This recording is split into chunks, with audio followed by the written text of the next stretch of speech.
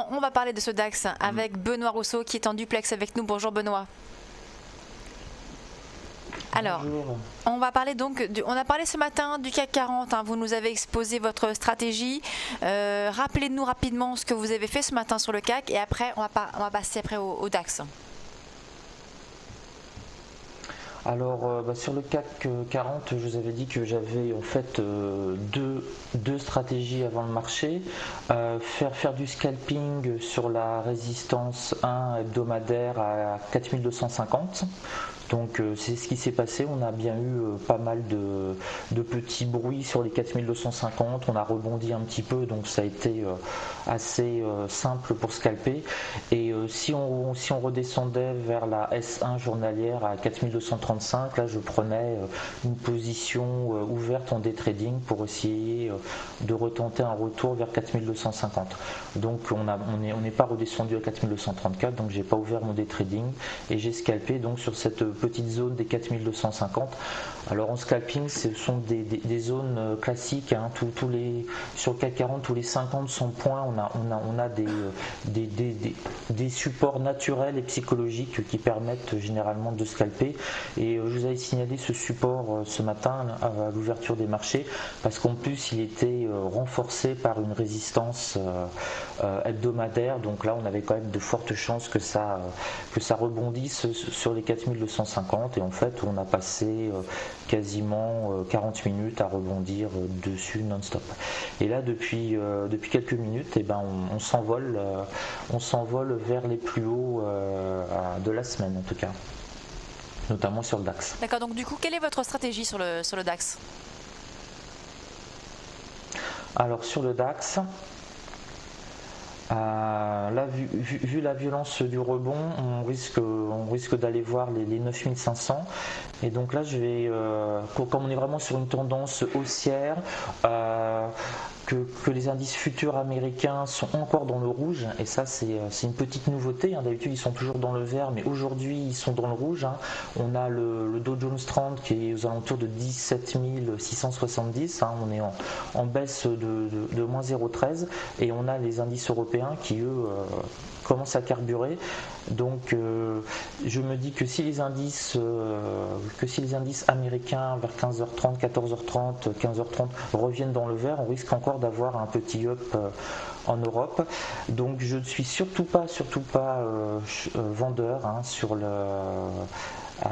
ça fait exactement, là j'ai fait mes statistiques ce matin de trading depuis le début du mois. J'ai fait 129 trades et je n'ai pris que des ordres d'achat. J'ai eu un seul, sur 129 trades, j'ai eu un seul ordre de vente. Donc je vais continuer sur cette optique, c'est-à-dire suivre le trend. Donc là, ce qui a bien marché, c'est les stratégies de breakout.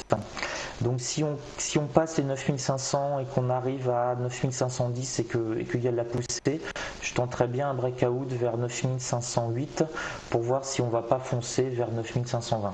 Donc me positionner et voir si on franchit la résistance, passer mon ordre d'achat automatiquement, et c'est le système, si vous voulez, des bouchons de champagne. Ça a très bien marché hier par exemple, on a eu énormément de bouchons de champagne.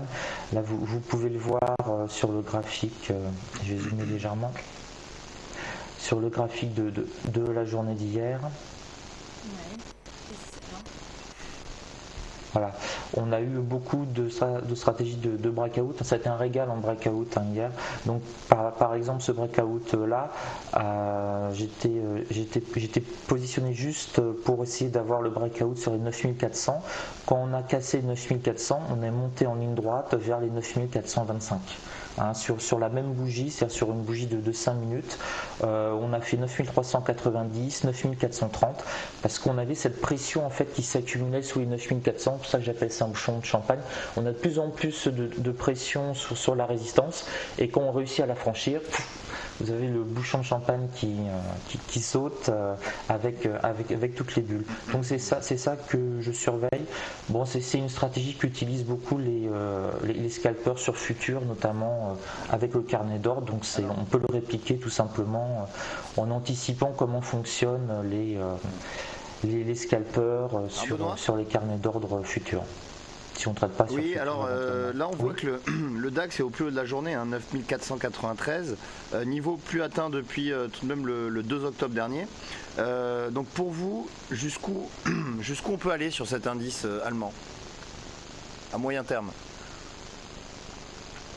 Alors ça fait à moyen terme. Alors à moyen terme, quel est voilà. le moyen terme pour vous, la fin de l'année, le premier 3-6 trimestre? mois, on va dire. C'est du 3-6 mois pour vous, d'accord. Ok, c'est pour moi, pour moi le moyen terme c'est la semaine. Donc le scalper pense en 2-3 minutes. Donc alors sur on va dire jusqu'à la fin de l'année peut-être.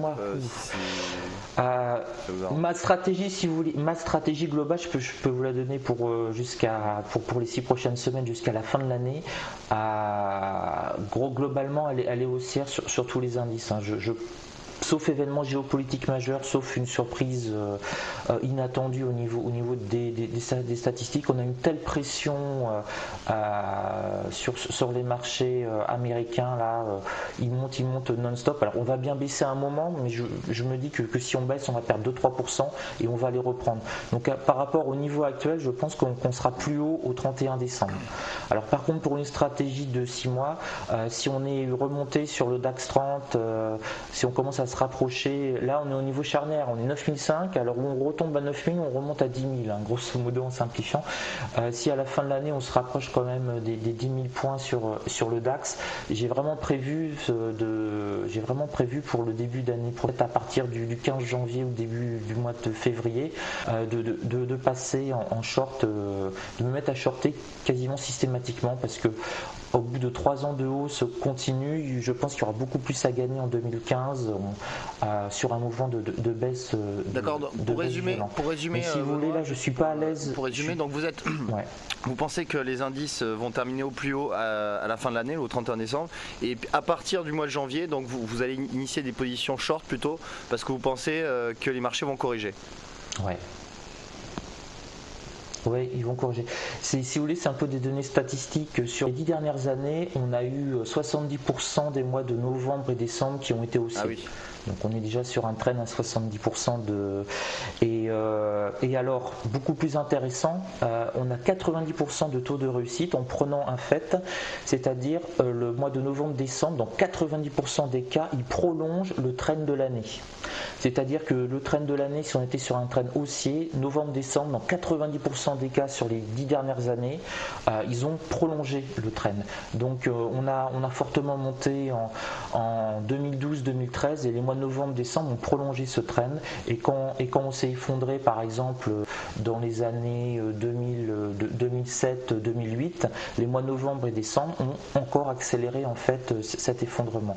Donc c'est aussi des données un peu statistiques, c'est-à-dire que là sur 10 ans on tourne à 90% en prolongation du trend annuel.